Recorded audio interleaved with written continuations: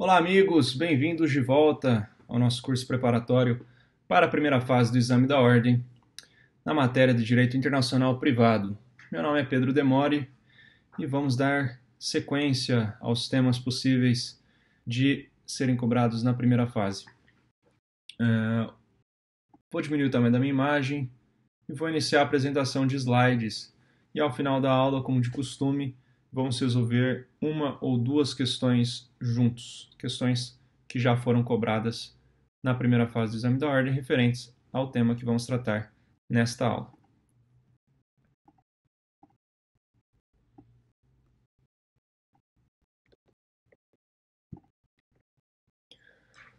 Bom, como já disse no início de algumas aulas,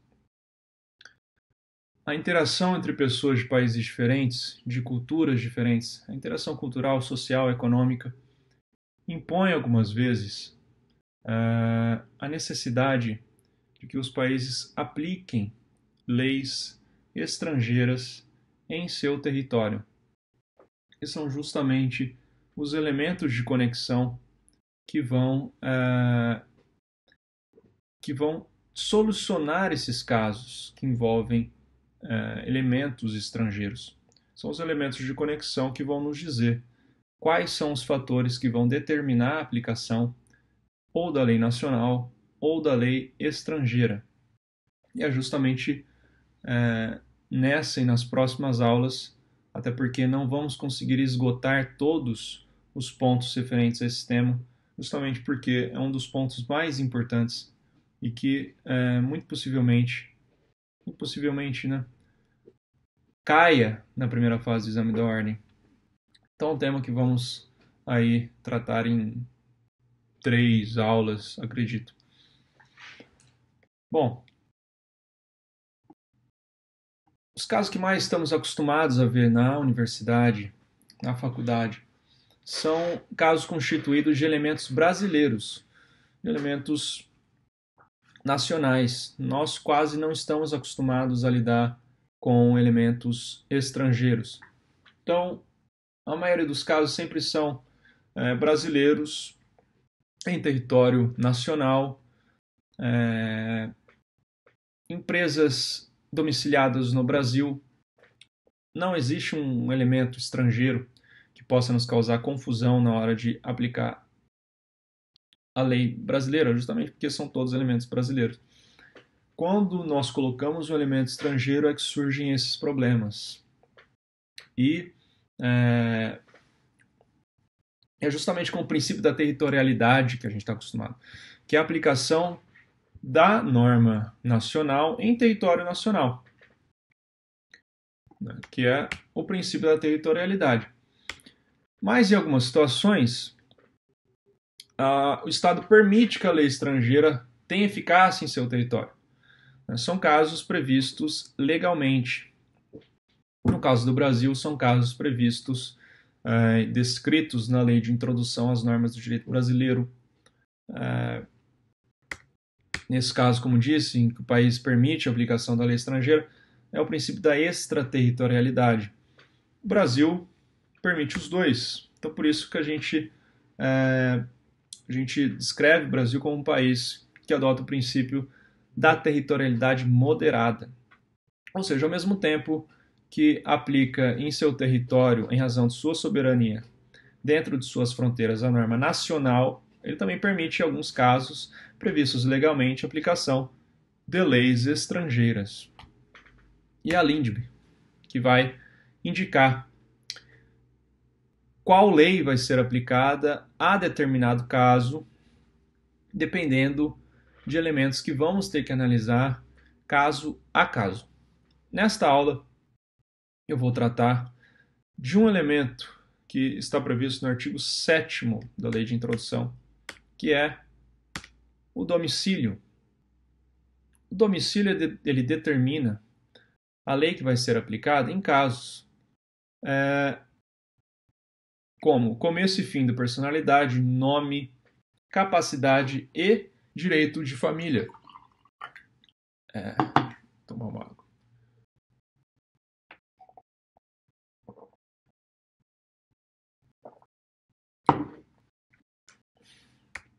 Nesses casos, o domicílio da pessoa vai determinar qual lei será aplicada, se é a lei brasileira ou a lei de outro país.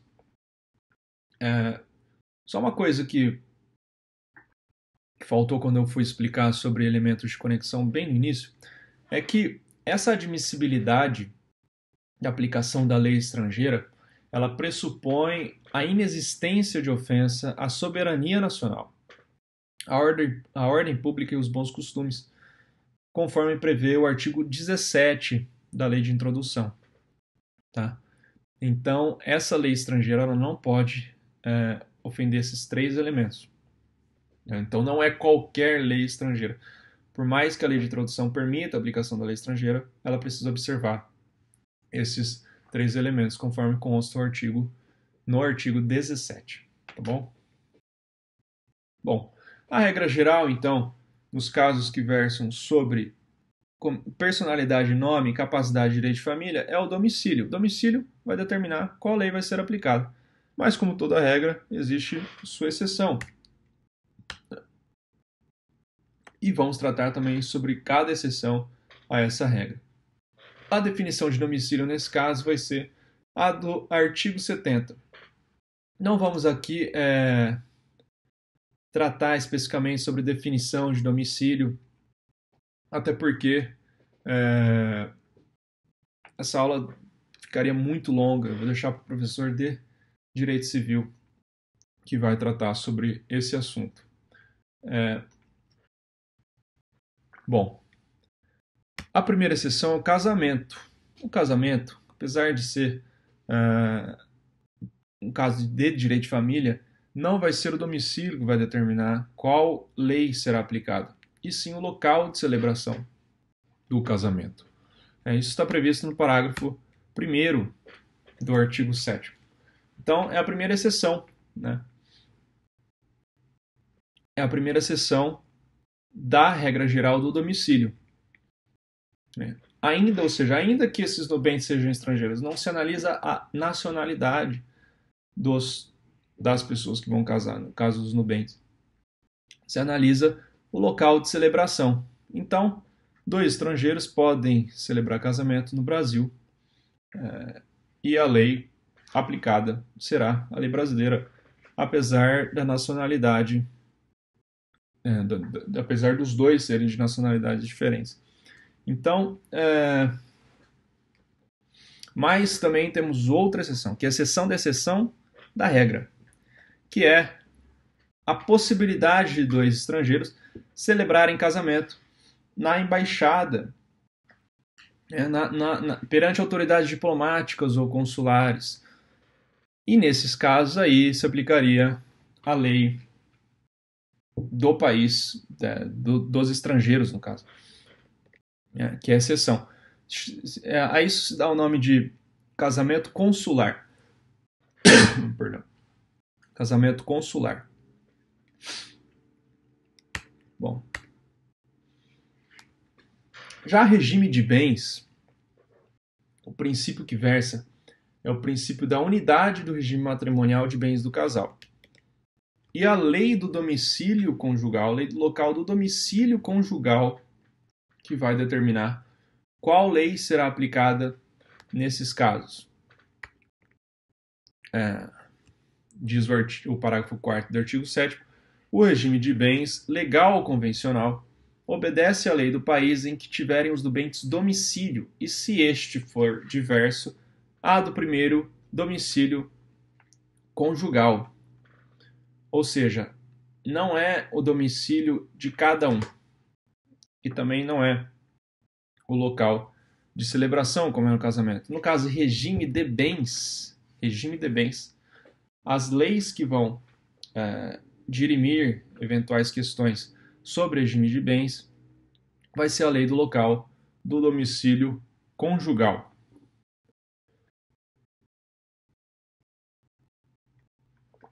Bom,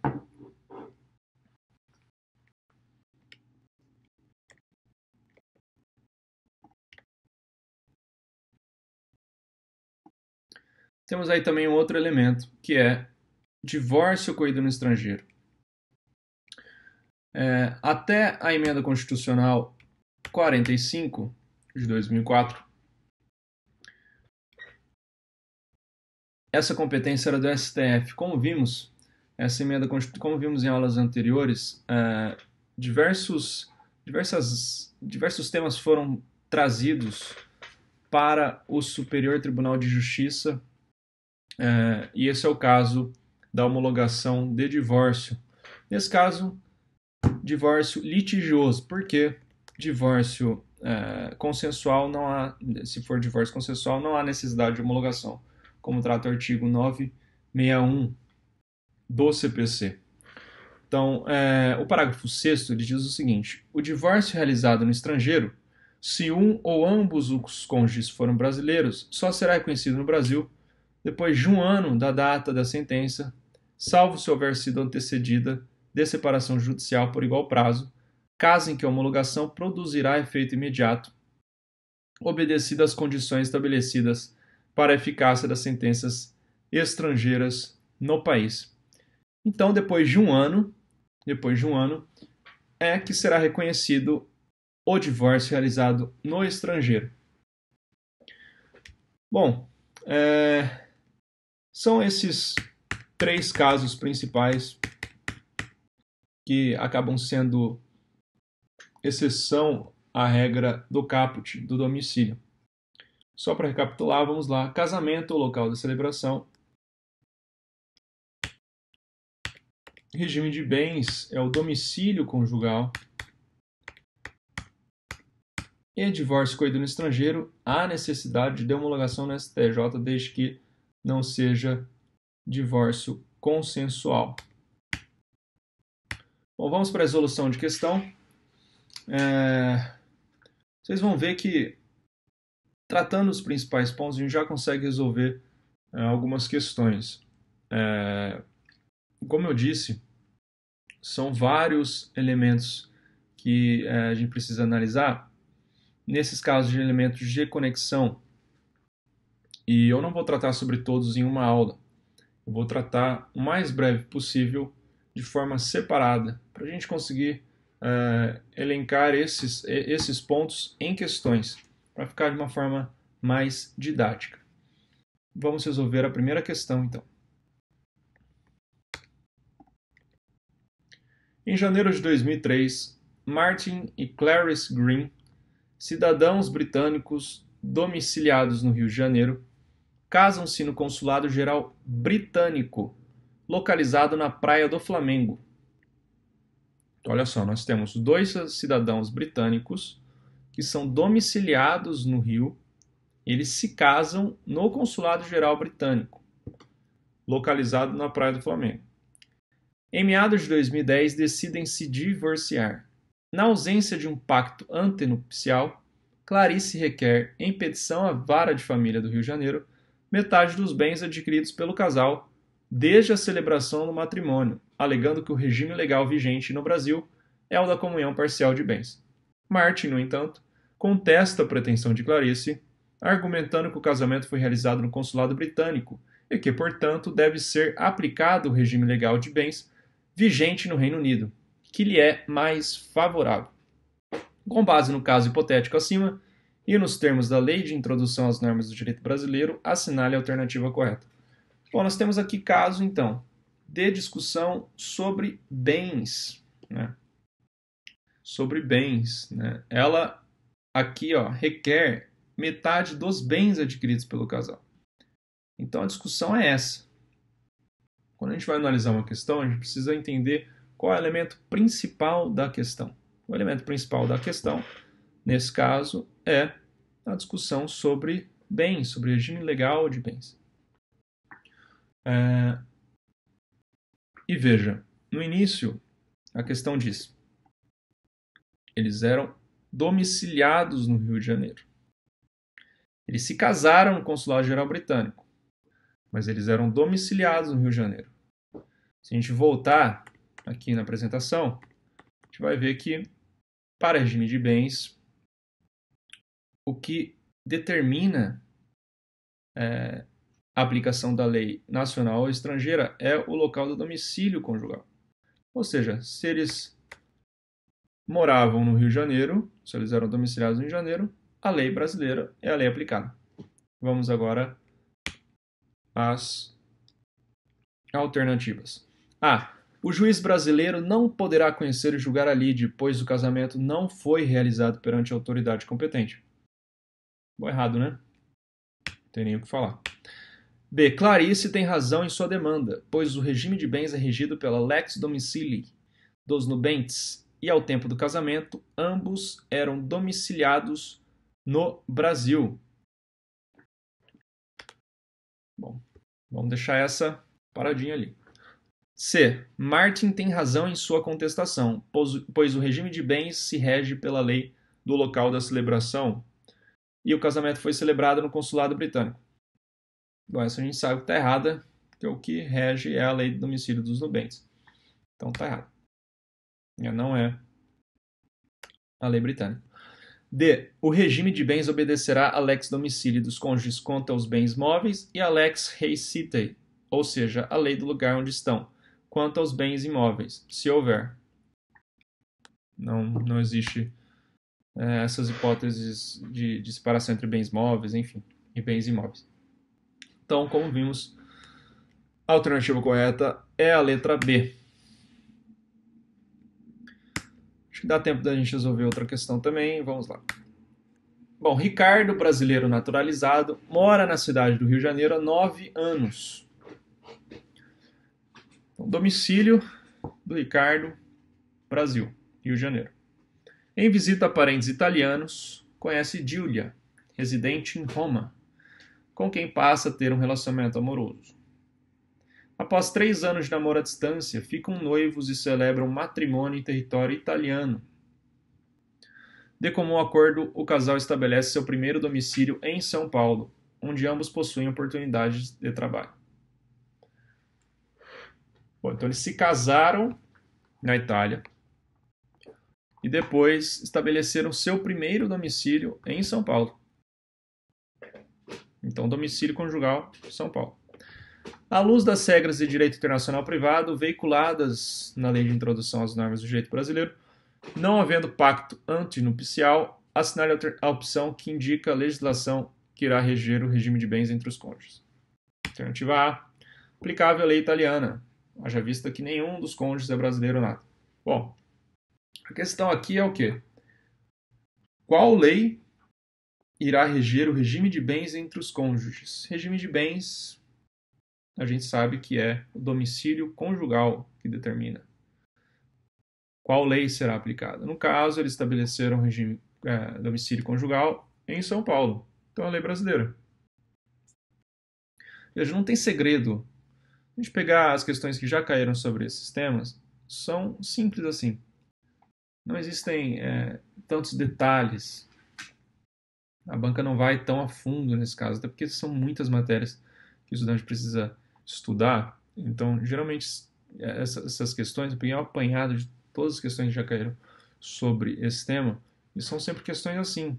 São histórias que misturam elementos estrangeiros a elementos nacionais, e se você conseguir se recordar da regra geral, domicílio, direito de família, domicílio, depois as hipóteses de exceção, lei do local da celebração para casamento, regime de bens, domicílio conjugal, já é um bom caminho dado para conseguir gabaritar essas questões.